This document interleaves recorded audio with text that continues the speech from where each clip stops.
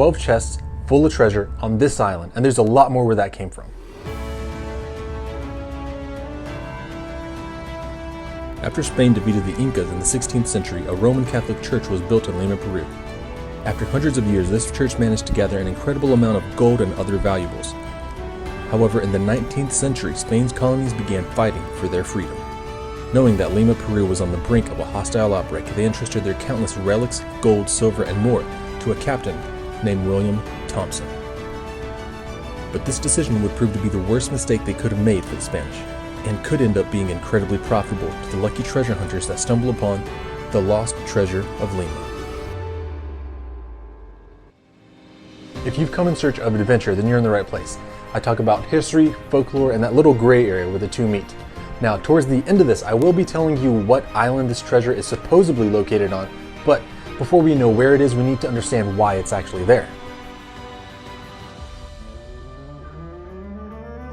After years of exploration and military skirmishes, 168 Spanish soldiers under conquistador Francisco Pizarro and their indigenous allies captured the Sapa Inca Atahalpa in the 1532 Battle of Cajamarca. It was the beginning of a long campaign that took dozens of years of fighting, but ended in Spanish victory in 1572 and the colonization of the region as the Viceroyalty of Peru. They maintained this control for almost 3 centuries, and during those hundreds of years, the Roman Catholic Church gathered a huge treasure in Lima, Peru. They continued this until Spain realized they were on the brink of losing control.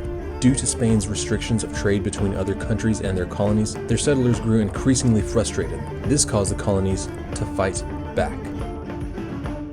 So after centuries of colonizing these other countries and people were beginning to rebel and battle for their independence. They realized that soon the citizens of Lima, Peru would want to be free of their control. By the time Peru began the revolution, they had already removed all of their gold, gems, and other valuables from the country. Spain had made the decision to entrust hundreds of millions of dollars worth of gold, rubies, diamonds, sapphires, and more to one captain on one boat with guards and priests from Spain. That man was William Thompson, captain of the Mary Dear. They piled all of the treasure onto his ship, and he had 2 options. They could either bring the entire loot to Mexico and have it remain there until the fighting was over, or they could stay out at sea. Captain Thompson ended up choosing the third hidden option. He gave the signal and his men slaughtered all of the Spanish guards and even the priest and tossed their bodies overboard. Captain William Thompson and his crew had just turned pirate and stole the Spanish treasure. I'll explain what was rumored to be in this treasure hoard in a minute. The crew of now pirates had to find a place to hide their loot, but shortly after doing so, the ship and all of its crew were caught by the Spanish.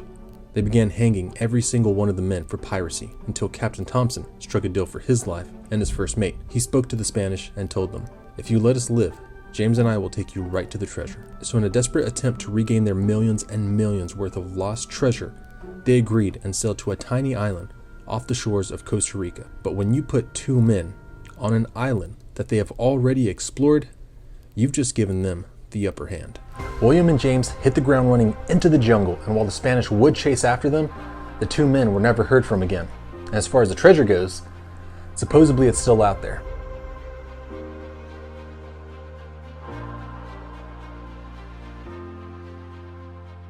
Multiple treasure hunters have gone out in search of this loot, but nobody has ever found anything, except for one man, and I'll talk about him in a bit. Now, there are some variants to the ending of the story, one where they end up dying on the island, and another one where James makes his way to California to become a businessman. But some have supposedly been put out there just to distract, disorient, and confuse other treasure hunters from the actual location and from the true story. Now, before I tell you what island it is supposedly still resting on, let me tell you about what I said was hidden. Not only 12 chests of gold coins, but so much more. The following list is not exactly what is in the treasure, but what is supposedly part of it. 500,000 gold coins, 16 to 18 pounds of gold dust, 11,000 silver ingots, gold religious statues, chests of jewels, hundreds of ornate swords, thousands of diamonds, and solid gold crowns. But wait, there's more! Altar trimmings of gold cloth with canopies, monstruses, chalices all coated up with up to 1,244 pieces of gemstones, 2 gold relic containers weighing 120 pounds with 646 topaz, carnelians, emeralds, and diamonds, 3 relic containers of cast metal weighing 160 pounds with 860 rubies, 19 diamonds, and miscellaneous other valuable gemstones. From the gold, diamonds, swords, chests, statues, and all, This treasure has been valued at around $200 million, and we only know about these things due to one of the earliest treasure hunters that have searched for this, the man I mentioned earlier, John Keating. He had given a description of what all was hidden on this island as he died. But why should we trust the words of a dying treasure hunter? Well, for two reasons. Reason one, he supposedly actually walked away with several gold coins, but the entire loot remains intact in a hidden location. And the second reason, one of his very good friends was named Captain William Thompson. I am going to tell you the supposed location of the Treasure of Lima, but first, if you've been enjoying this video, please give it a like and consider subscribing because it does a lot to grow the channel. So if the legends and stories are true, you'll be happy to hear this treasure has somewhat of a definitive location. The Treasure of Lima is just off the shores of Costa Rica on an island known as Isla de Coco, or in English, Cocos Island, and people have been searching for this treasure for over 200 years.